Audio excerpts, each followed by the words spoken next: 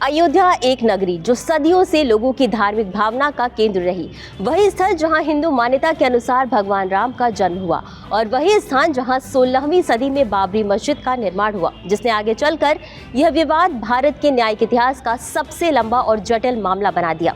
कई हिंदू मानते हैं कि यह मस्जिद भगवान राम की जन्मभूमि है, जिस कारण इस भूमि पर बार बार विवाद होता रहा। वर्तमान कानूनी विवाद 1949 के फैजाबाद न्यायालय के एक आदेश से उत्पन्न हुआ है, जब एक रात बाबरी मस्जिद के गुंबद के नीचे हिंदू मूर्तियां प्राप्त हुई। इससे कानून व्यवस्था की स्थिति बिगड़ गई और फैजाबाद की एक अदालत ने बढ़ते सांप्रदायिक तनाव को नियंत्रित करने के लिए इस स्थल की देखरेख राज्य सरकार को सौंप दी। 1949 के आदेश के बाद इसे चुनौती देते हुए 3 प्रमुख स्वामित्व मुकदमे दायर किए। 1959 में निर्मोही अखाड़े ने मालिकाना हक का मुकदमा दायर किया। 1961 में सुन्नी सेंट्रल वक्फ बोर्ड ने मस्जिद पर अपना कब्जा होने का दावा किया और 1989 में वरिष्ठ अधिवक्ता देवकी एन अग्रवाल ने भगवान राम की ओर से इलाहाबाद उच्च न्यायालय में एक वाद दायर किया।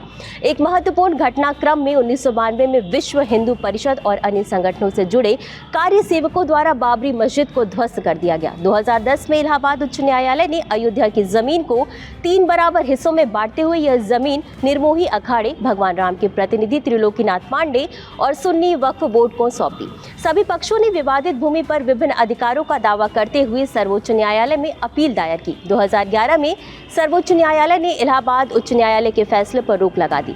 एक लंबी बहस के बाद 2019 में अदालत ने कहा कि 2.77 एकड़ की विवादित भूमि रामलला विराजमान को दी जाएगी, क्योंकि यह साक्ष्यों से सिद्ध होता है कि विवादित ढांचे के नीचे एक गैर इस्लामिक विशाल संरचना मौजूद थी और सरकार को निर्देश दिया कि वह सुन्नी वक्फ बोर्ड को मस्जिद निर्माण के लिए एक वैकल्पिक स्थान प्रदान करे।